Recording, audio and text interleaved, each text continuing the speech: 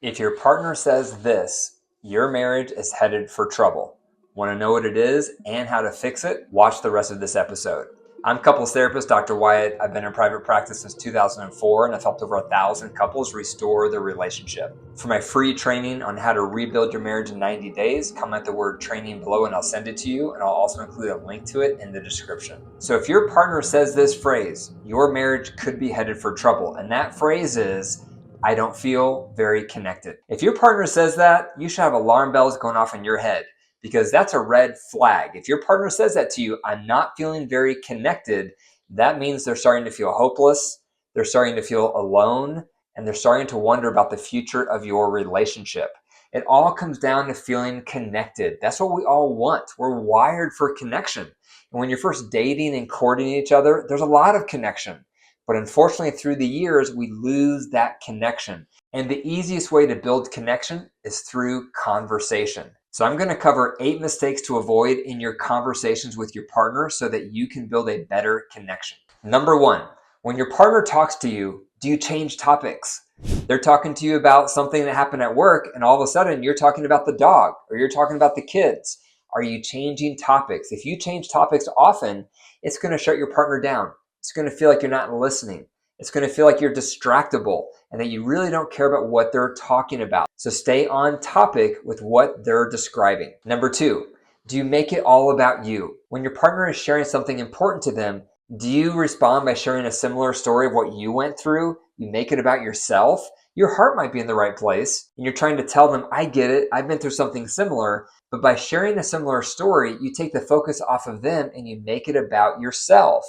And if you do that enough times, your partner's not going to want to open up and talk with you anymore because they're going to feel like you just bring it back on yourself. So they're going to stop sharing with you. Number 3, you don't provide minimal encouragers when your partner is speaking. Minimal encouragers send the signal, I'm listening to you, keep going. Some examples of minimal encouragers are head nods, saying, whoa, really?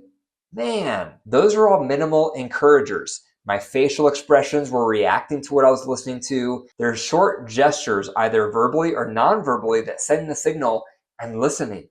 Keep going. Your partner needs those so they feel like you care about what they're talking about. Number 4, you don't make any summaries of what you hear. Your partner shares about something important to them, and then you're silent. You don't make any reaction. You don't summarize back what you hear them saying. Summaries are important for 2 reasons. 1, a summary tells your partner, I was listening. Not just barely listening, but I was listening in so much detail, I'm going to summarize back to you what I hear you say. Summaries are also important because it helps your partner hear back what they're describing, and that can help them sort through their thoughts and feelings. Without summarizing, your partner's going to feel like what they're sharing is going in one ear and out the other. Number 5, you don't ask any follow-up questions. Questions reflect curiosity. Either you're not asking any follow-up questions or you're only asking questions that relate to your interests. For example, if your partner is sharing about how they had a rough day and you respond with, is that going to impact you making dinner tonight?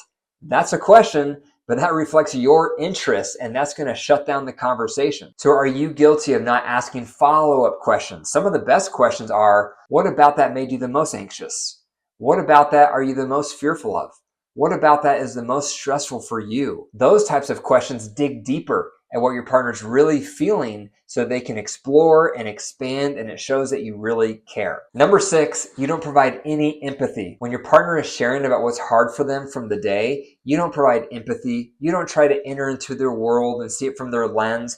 Instead, you just fix it. You just tell them solutions. You tell them what to do. And guess what? That's going to make your partner shut down and pull away from you and not feel connected. And vice versa. When your partner is sharing about things that are stressful to them, try to put yourself in their shoes and provide empathy, such as, I can see how X would make you feel Y. Those kind of empathy statements are so powerful because it sends the signal, I'm hearing you, I get it, keep going.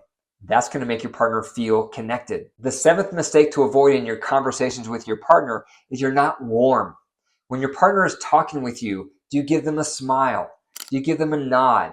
Do you give them a touch on their shoulder or on their leg? Warmth creates safety. Warmth creates love. Are you warm when your partner is speaking to you, or are you cold? Are you stone-faced? You don't have any facial reactions, which gives the impression that you're indifferent with what they're saying or that you're uncaring. And finally, the eighth mistake is you're not giving your partner eye contact when they're speaking to you. When your partner speaks, what do? Do you drop what you're doing and give them undivided attention? Or do you continue watching TV? You continue looking at your phone? Do you not give them eye contact? That's a mistake.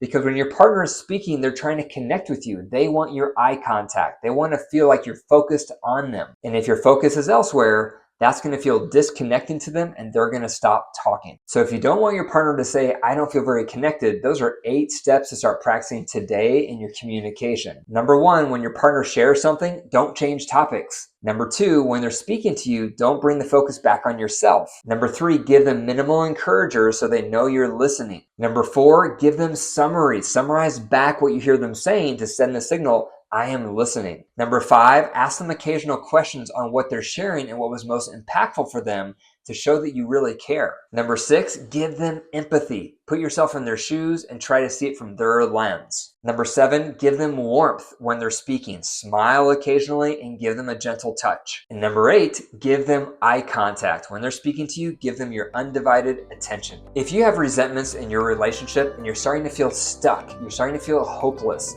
go through my ER Marriage Intensive. It's my most comprehensive resource to help couples resolve their resentments and rekindle their love. Comment the word ER below and I'll send you the link, and I'll also include it in the description below. Remember, you are the only thing you can control in your relationship, so work on becoming a better partner, and that will improve your marriage. Thanks for joining, and I'll see you in the next one.